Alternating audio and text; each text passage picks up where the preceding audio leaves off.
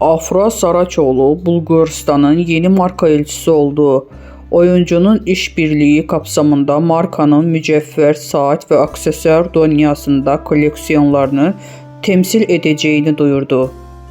Türkiye kültürü tasarımını geçmişiyle geleceğini keşiştiren büyüleyici bir ülke.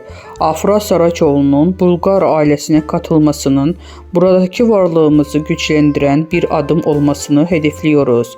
Afra'nın yeteneğini ve öz duruşunun modern, kendine güven ve güçlü kadınlara ilham vereceği kuvvetli bir bağım kuracağımıza inanıyoruz.